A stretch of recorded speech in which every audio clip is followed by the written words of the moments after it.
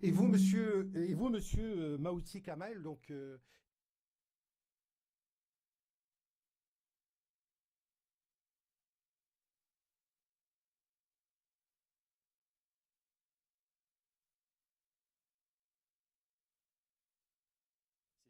situation en France, elle est extrêmement préoccupante.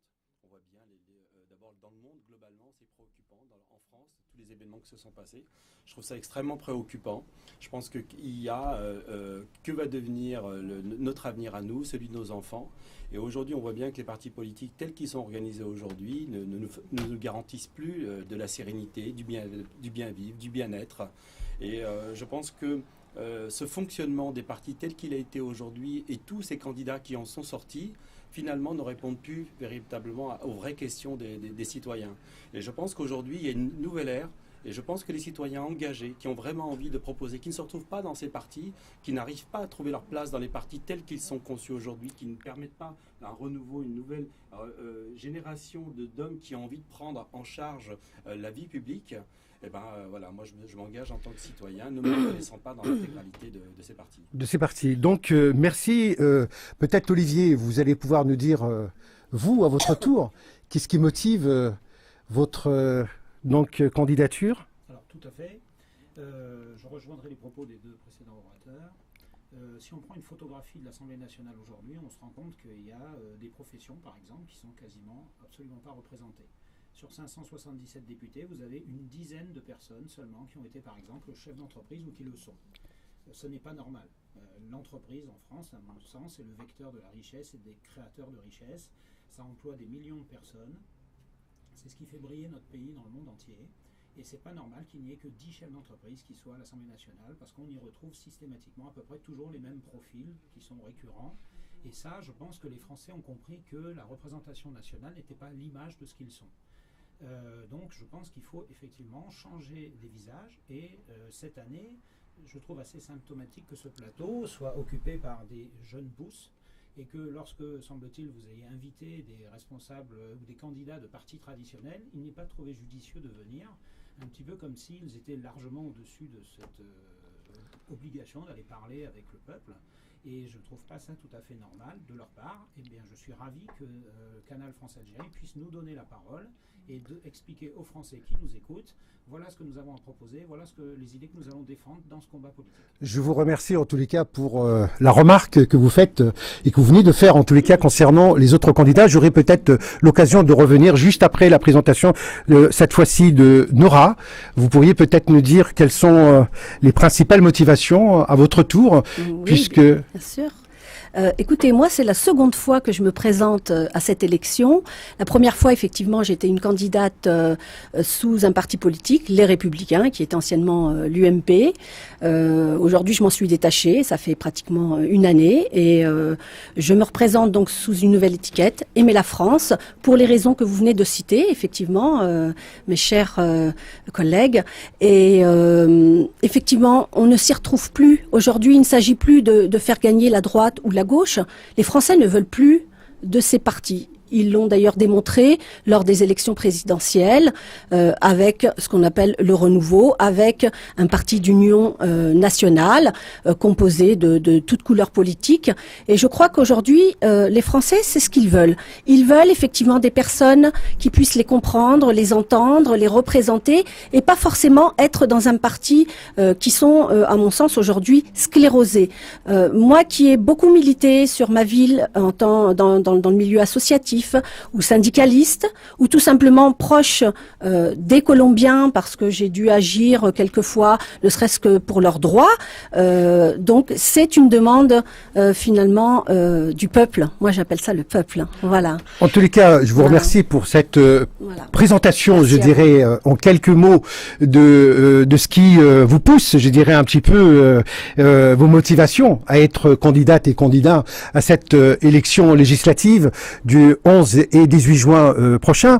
En effet, vous avez souligné, Monsieur Bonnefond, par rapport aux partis traditionnels, j'ai invité en effet trois autres candidats, pour ne pas dire quatre autres candidats, dont à la dernière minute évidemment se sont désistés.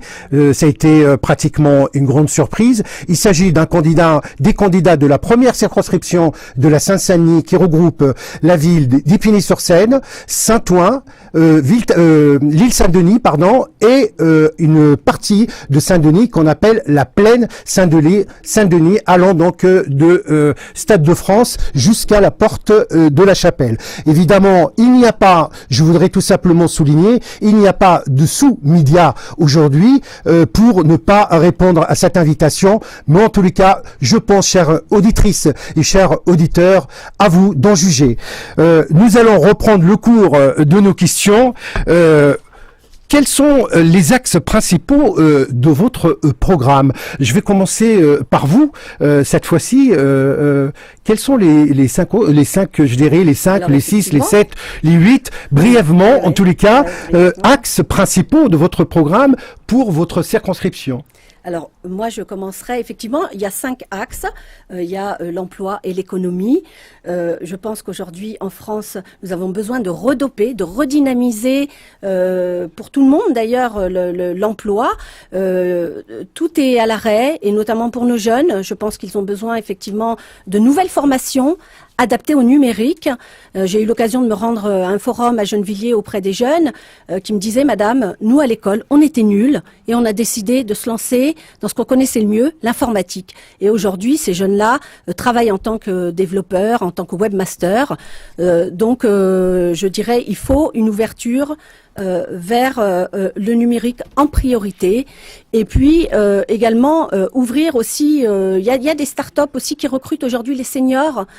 Il faut pas les délaisser. Je pense que aussi il faut pouvoir leur apporter tout l'aide nécessaire pour ne pas les laisser sur le carreau, parce que dès qu'on a 50 ans en France, on est considéré comme trop vieux malheureusement. Voilà. Le deuxième axe, c'est l'éducation. L'éducation en France, pour moi, est à l'arrêt également, étant donné que en élémentaire, on a complètement,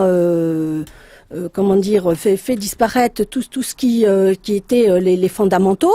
Donc, il faut peut-être revenir à tout cela, et il faut également former, je dirais, les enfants aussi à l'informatique aussi, parce que quand ils arrivent au collège, après l'élémentaire... Il faut revenir aux fondamentaux. Oui. Qu'entendez-vous par là? Alors, lire, écrire, compter, tout ça, Vous pensez qu'aujourd'hui... alors les méthodes, on en a utilisé, si vous voulez, nous avons utilisé X méthodes sans jamais évaluer, et puis au final... on retrouve les difficultés chez ces enfants dès le premier âge, tout de suite, dès le CP. Alors peut-être prendre, à la source, c'est-à-dire en maternelle. Et il y a des réseaux qui existent comme la réussite éducative, comme le RASET, pour permettre justement de repérer ces difficultés et ne pas attendre d'arriver au collège et de se retrouver, à ne pas savoir faire de recherche. Ne pensez-vous pas que les Français en ont un petit peu peut-être marre de voir à chaque fois qu'il y a une élection, à chaque fois qu'il y a un nouveau ministre, à chaque fois qu'il y a un nouveau gouvernement, à chaque fois qu'il y a une nouvelle assemblée, qu'on légifère, qu'on revient sur des nouvelles lois, on efface ce qui a été fait par son prédécesseur, et qu'on revienne à chaque fois. Vous ne pensez pas que les Français en ont marre, et c'est eux qui payent les frais? Mais tout à fait, monsieur, c'est ce qu'on me raconte tous les jours. D'ailleurs, moi, ce programme, je l'ai co-construit avec les habitants de la circonscription. Chaque réflexion, là on parle de l'éducation, effectivement, chaque président qui arrive est là pour détricoter. Mais alors à quel moment on avance? À quel moment on évalue? À quel moment on en tire les conséquences, les avantages? À aucun moment, monsieur. Et donc, je pense qu'aujourd'hui, il faut dire stop.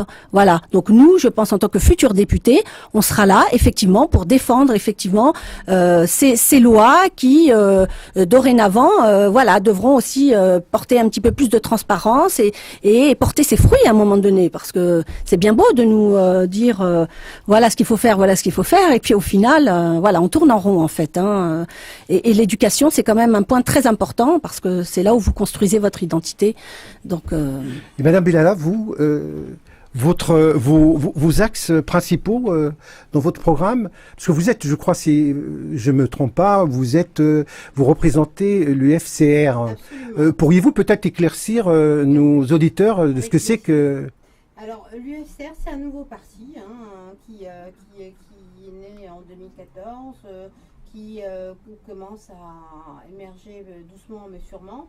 Le but, alors l'Union des forces citoyennes républicaines a comme but de valoriser la citoyenneté, de retravailler toutes les questions dont on a parlé, c'est-à-dire de mettre le citoyen en avant et de lui permettre d'accéder à des fonctions que toujours les mêmes personnes occupent au jour d'aujourd'hui. Alors, donc, ce parti-là a décidé de s'allier avec un collectif de 28 mouvements, donc au niveau national, qui s'appelle 100% éco-citoyens. La force des citoyens, elle va être dans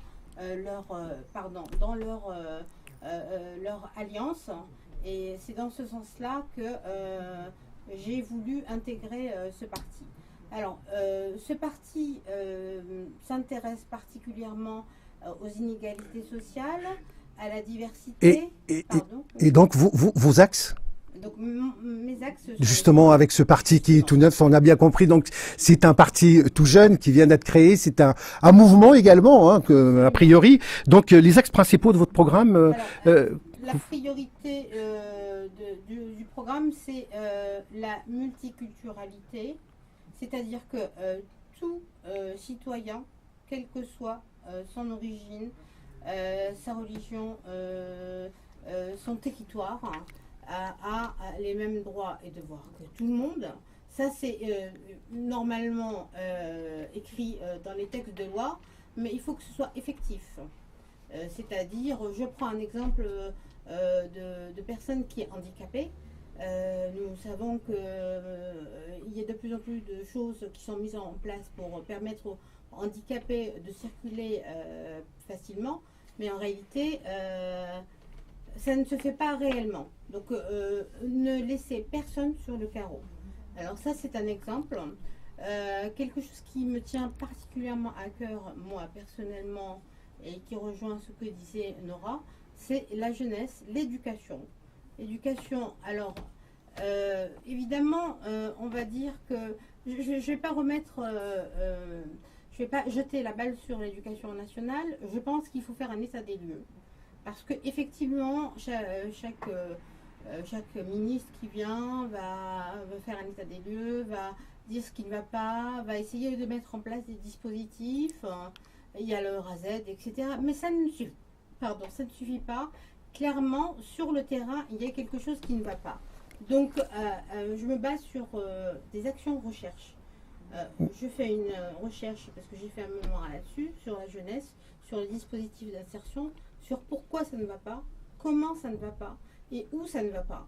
Les quartiers populaires, c'est un leitmotiv pour moi aussi, parce que, effectivement, de plus en plus ghettoisés, de plus en plus discriminés. Les jeunes sont en difficulté parce qu'ils appartiennent à tel quartier. Donc, on a bien compris, vous axez davantage. Donc, une de vos propositions phares, c'est l'insertion, l'éducation qui sont mis en avant. Et l'écologie. Vous allez revenir, on reviendra ensuite peut-être sur ce point. Vous, Monsieur Almaouti, quels sont les principaux axes de votre engagement et de votre programme que vous proposez à vos concitoyens sur la circonscription? Alors en fait, les gens qui iront sur Facebook, ils verront qu'il y a 13 axes principaux. Mais je pense que d'abord, avant de répondre... Les principaux, bien sûr, allez-y. Avant de répondre à cette question, je pense qu'il faut faire quand même un diagnostic d'état des lieux des 40 dernières années. Il y a eu 40 années de politique de la ville et on en est, avec des milliards investis, on est toujours dans les mêmes souffrances dans les quartiers. Au niveau de l'emploi, les attentes des citoyens en termes de logement, des jeunes livrés eux-mêmes. On a des personnes âgées qui sont abandonnées, non respectées. Donc il faut déjà partir du constat avant de déterminer les axes. Ensuite, il y a aussi une méthode sur laquelle moi je souhaiterais travailler si je suis élu. C'est une méthode interactive avec les citoyens, avec les forces vives. C'est-à-dire que ce n'est pas des choses sur lesquelles qui vont être déterminées uniquement par le député. Donc on va travailler, on va mettre en place des travaux de façon permanente, régulière, et donc et je me ferai le porte-voix des travaux, de toute réflexion et de tous les projets qui seront survenus lors de ces travaux.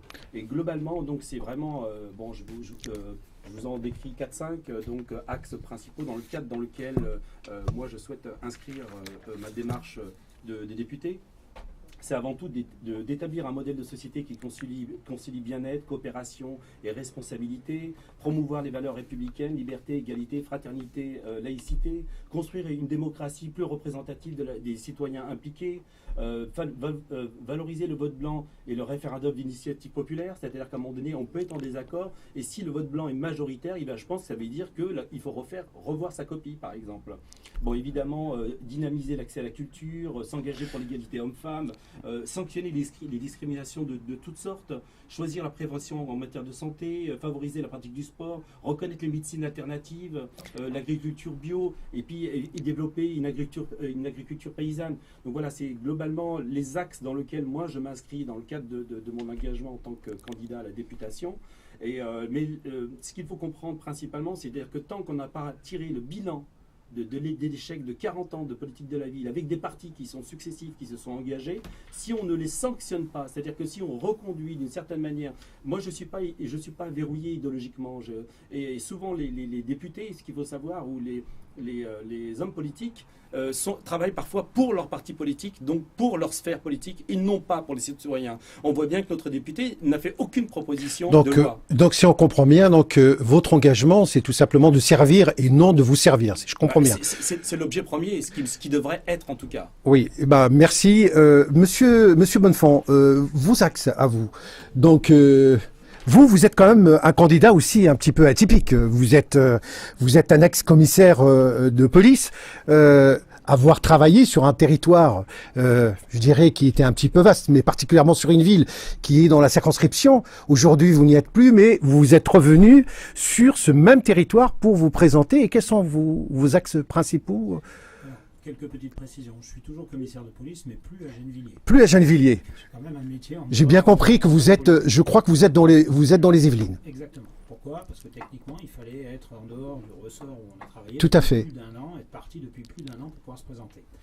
Je n'ai pas eu le temps, dans un premier temps, de vous préciser que je roulais sous les couleurs du 577 Les Indépendants, qui est un parti de centre droit, qui est piloté par Jean-Christophe Fromentin, le maire de Neuilly, qui avait fait un constat il y a déjà 3-4 ans en arrière du désintérêt croissant des Français pour cette vie politique assez stérile, qui consiste, un petit peu comme l'a évoqué notre collègue là à l'instant, à quelque part dézinguer systématiquement le travail fait par l'équipe adverse ou l'équipe d'avant. Je pense que ça, les Français n'en veulent plus du tout. Donc je pense qu'aujourd'hui, les gens qui rentrent dans le débat politique en se disant « je suis dans tel parti, je suis sectaire, je ne veux discuter avec personne d'autre que ceux de ma tendance », ça ne marchera plus. Et j'en veux pour preuve que depuis à peu près une petite année, je trouve que les Français, qu'on disait assez éteints par rapport au monde politique, au contraire, ont fait preuve d'une maturité exceptionnelle. Et que les Français, ils ont fait en quelque sorte le nettoyage qu'on avait besoin de faire dans le pays. On nous avait promis des scénarios assez particuliers, ils ne se sont pas produits, et à chaque fois, systématiquement, les choses sont allées vers l'émergence de nouvelles forces politiques. Donc ça, nous sommes en plein là-dedans. On me parle de constat de la situation. C'est clair que le constat, j'ai envie de dire, les citoyens le font au quotidien. À l'école, on n'est pas satisfait de la prestation de services publics. Dans les relations avec la police, ça ne marche pas non plus. Dans les relations avec l'hôpital, on peut dire qu'il y a des gens qui ne sont pas satisfaits non plus, malgré le grand travail qui est fait par les personnels de santé. Tout ça parce que, depuis 40 ans, on s'est assis sur un système qui ronronnait, qui faisait que les partis vendaient une camelote et ensuite le parti suivant prenait le relais, sans jamais satisfaire le citoyen. Et pourtant, le citoyen, c'est quand même lui qui paye l'impôt. Et il a, normalement, en payant l'impôt, vocation à obtenir une prestation de service public de qualité. Donc, ma priorité... Vos axes, oui, principaux... J'y viens. Mes axes principaux, ils vont être sur une nouvelle organisation de l'État qui va permettre de faire des réductions de dépenses, parce qu'il n'y a pas de secret. Un État, j'ai envie de dire que ça fonctionne un peu comme un budget familial. Hein, il n'y a pas de miracle. Si la France continue de dépenser trop et mal, comme le dit les rapports de la Commission européenne notamment, mais il n'y a pas que qui disent ça, on va dans le mur. On ne peut pas continuellement taxer les Français, leur prendre de l'argent sous la forme d'impôts et leur dire ça marchera mieux avec ça. On voit bien que ça ne marche pas. Donc il faut absolument utiliser l'argent dont on dispose, et Dieu sait si ce pays est quand même en capacité d'être prospère. Il faut utiliser cet argent de manière intelligente pour que chacun puisse en profiter sans baisser le niveau de qualité de la prestation de service public. Et ça, c'est dans tous les domaines. Premier thème, c'est celui-ci. Le deuxième thème, je pense qu'il y a la transmission des savoirs. C'est essentiel. Notre avenir, c'est nos enfants. Qu'est-ce qu'on leur met dans la tête à l'école? Qu'est-ce qu'on leur met dans la tête à la maison pour que quand ils seront adultes, ils soient solides sur leurs pieds, en capacité de se construire une vie meilleure? C'est ce qu'on souhaite tous. Nos enfants, on veut tous qu'ils aient une meilleure vie que la nôtre. Donc ça, c'est le deuxième élément, la transmission des savoirs. Dernier point, parce qu'il y en a plusieurs, mais on ne va pas tous les... Ça, bien sûr, la compétitivité des entreprises. Nous considérons au mouvement 577 Les Indépendants que les entreprises, c'est la source de richesse de ce pays.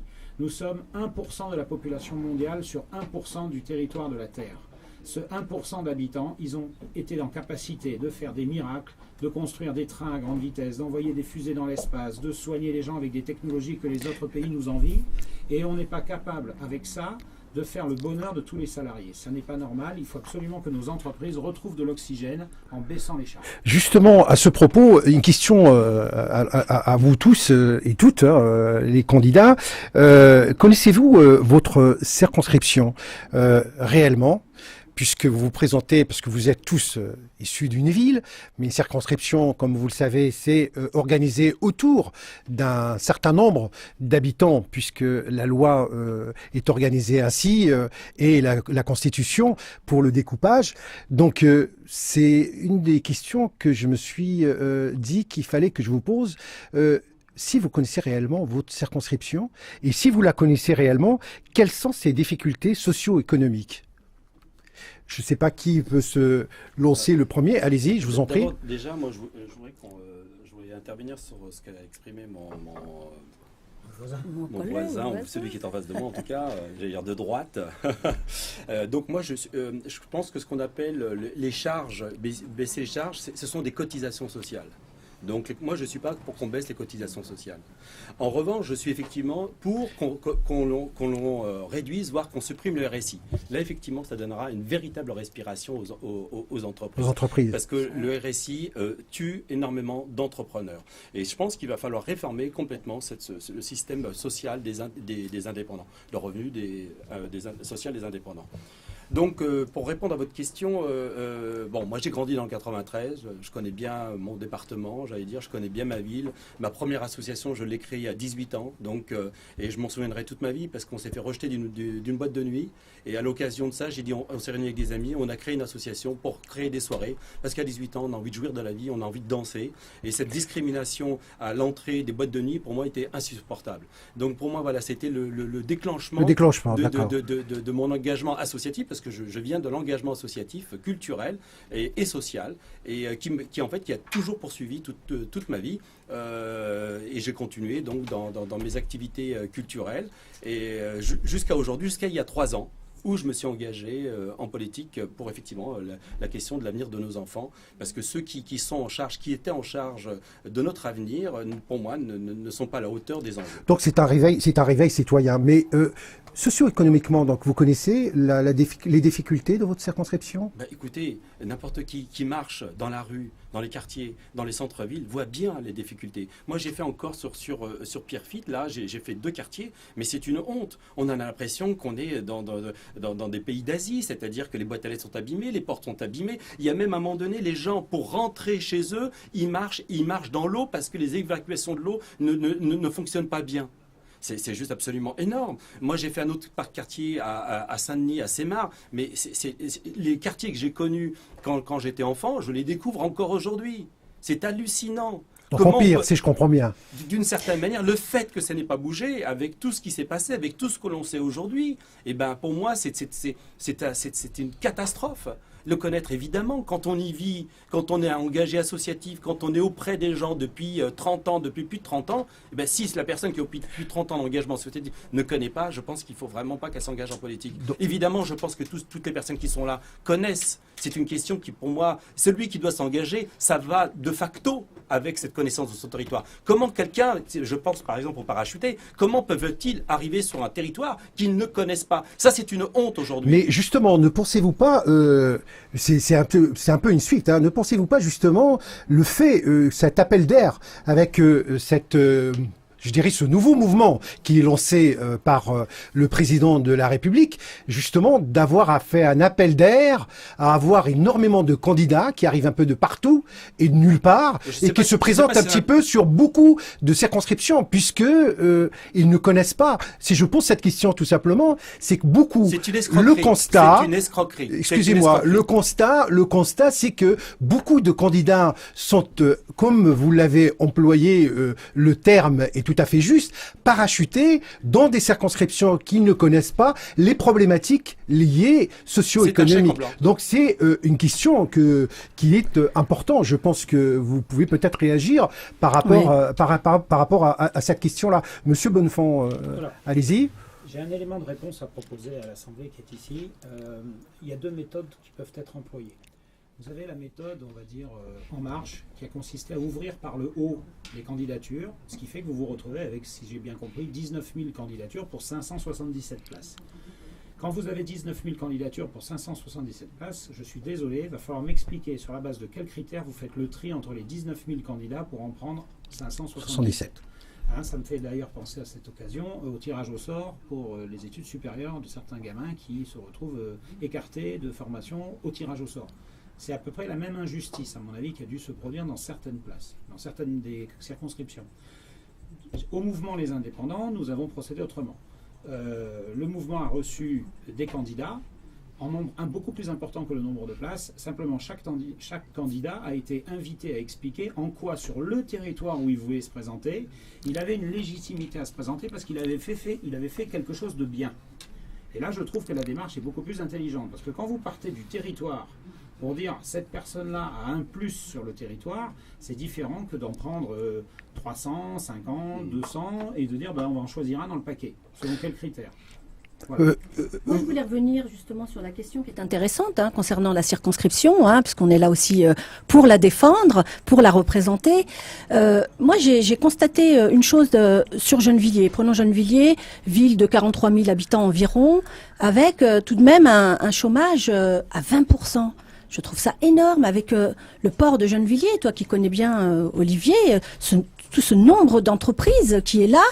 Et au final, on se retrouve avec un nombre de chômeurs quand même c'est assez effarant. L'exemple est bien choisi, puisque vous voyez par exemple dans notre système d'organisation étatique qui a failli passer lors de la réforme des régions, puisque Fromentin avait défendu cette idée-là qui était assez novatrice et efficace, on veut un État à 8 régions. Pourquoi? Parce qu'en fait, on a regardé comme un calque chacune des organisations administratives de toutes les grosses institutions françaises, que ce soit la police, les pompiers, l'armée, ce que vous voulez. En fait, ils sont tous entre 7 et 9 régions. Et pourquoi on se retrouve en politique au départ avec 22 régions, maintenant 13? On dit que 8 régions, c'est largement suffisant. Et pour voir l'impact sur notre circonscription qu'on connaît bien, il y a un exemple très simple, c'est que le port de Gennevilliers, et j'ai passé 2 vidéos sur Internet qu'on peut voir, le port de Gennevilliers, un mardi après-midi, vous avez un quai international, il y a 0 bateau, 0 container déchargé, en pleine semaine. Ça, c'est un scandale. Ça pourrait générer notre organisation de l'État avec une ouverture sur la façade maritime, 3000 emplois. Vous vous rendez compte ce que ça ferait, 3000 emplois dans le secteur? Ça n'est pas fait. Pourquoi? Parce qu'on préfère avoir 2 régions pour pouvoir occuper 2 présidents de région. Alors ça, il y a ça, c'est pas normal. Mais il y a aussi 4 quartiers prioritaires. Moi, je suis choquée. Alors qu'il y a quand même une richesse importante dans cette ville. Je n'ai pas entendu, Madame Bellala, par rapport à cette question justement sur la circonscription et sur la connaissance véritablement du terrain. Absolument. Parce que je ne sais pas combien vous avez de candidats chez vous sur. Il y en a 21. 21. Il y en a 21, dont certains viennent d'autres arrondissements de Paris, par exemple. Pour M. Corbière, qui était le porte-parole de M. Mélenchon. 12e arrondissement, que connaît-il donc à Montreuil, à Bagnolet? Moi, j'y vis depuis 20 ans. 20 ans en tant que simple citoyenne, ça me donne un peu de temps pour connaître un peu ma ville. Ensuite, j'ai travaillé sur les difficultés de ma ville dans le cadre d'un travail que j'ai fait personnellement. Donc, je connais les zones urbaines sensibles, je connais le taux de chômage, je connais les jeunes en difficulté, je connais la problématique de la ville de Montreuil qui subit une gentrification énorme, que beaucoup d'élus actuels ne veulent pas reconnaître. Donc, je connais tout ça. Mais dont certains sont déjà aussi candidats, d'après ce que j'ai compris. Absolument, absolument. Donc, quelle différence entre moi et ce monsieur? Eh ben, moi, je connais. Et je peux proposer des choses en conséquence. Oui, Monsieur Kamal. Oui, alors peut-être que ceux qui nous regardent ne le savent pas, mais je suis le fondateur du festival Panorama des cinémas du Maghreb et du Moyen-Orient, qui existe depuis 12 ans, qui a démarré sur la ville de Saint-Denis, qui s'est étendu sur le 93 et maintenant sur toute l'île de France et également aujourd'hui sur la ville de Lyon. Alors c'est vrai qu'il y a énormément de problématiques sur notre territoire, de problèmes de chômage, de mal-être, de mal-vivre, etc., de délinquance, de différents problèmes. Mais il y a aussi énormément de talent sur notre territoire, il y a énormément d'énergie créative, énormément d'énergie positive. Et je pense qu'on a une chance formidable sur ce territoire, avec tous ces talents, toutes ces possibilités, d'en faire un territoire d'excellence.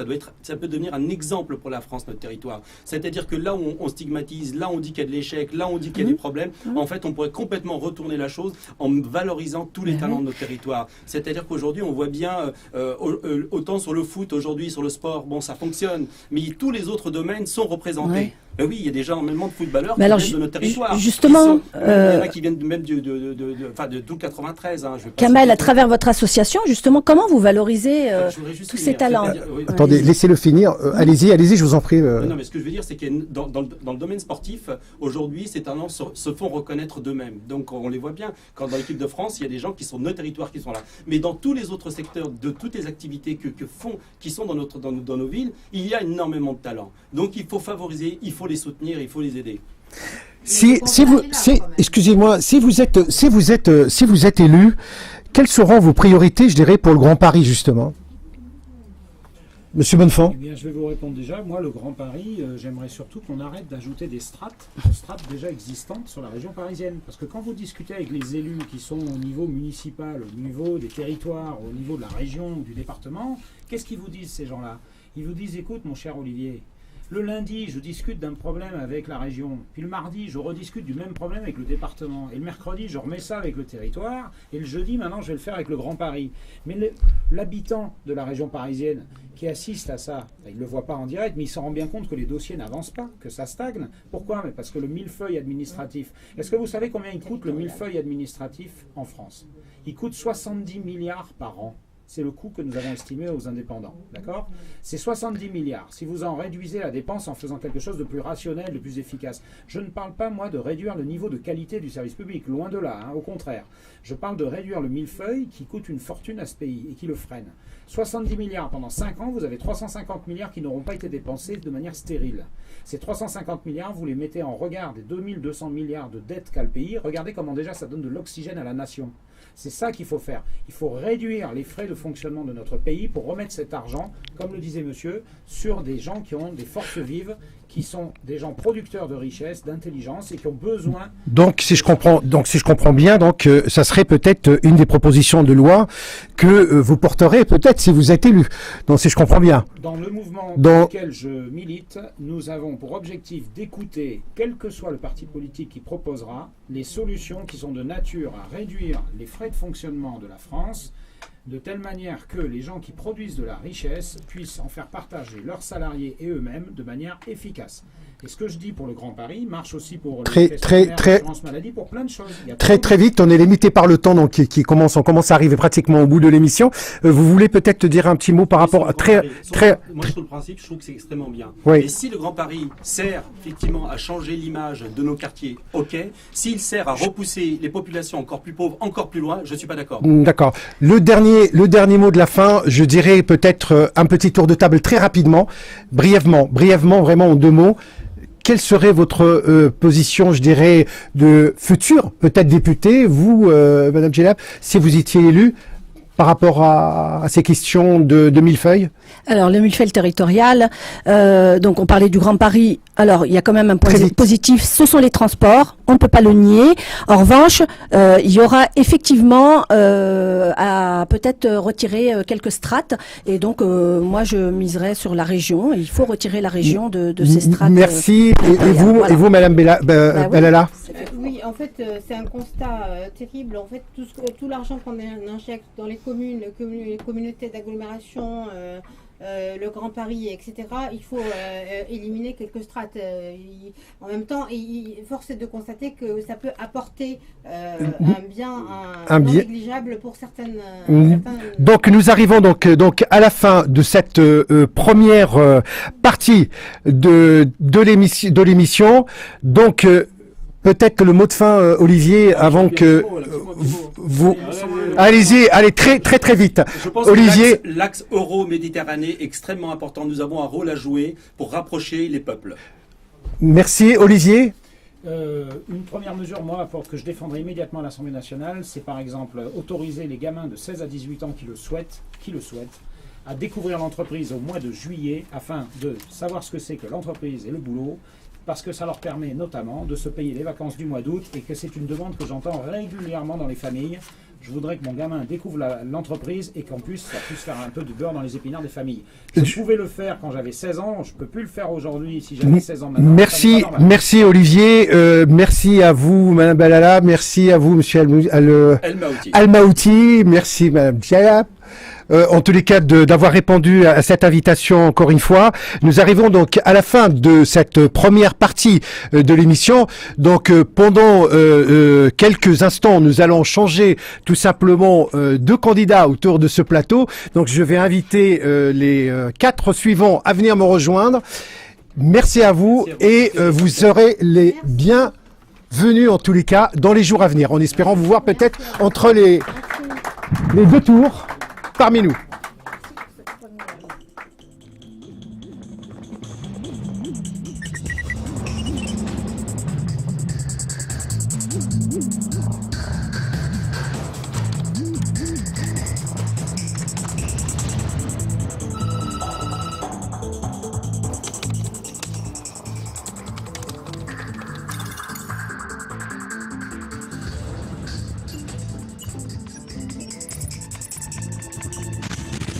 Thank you.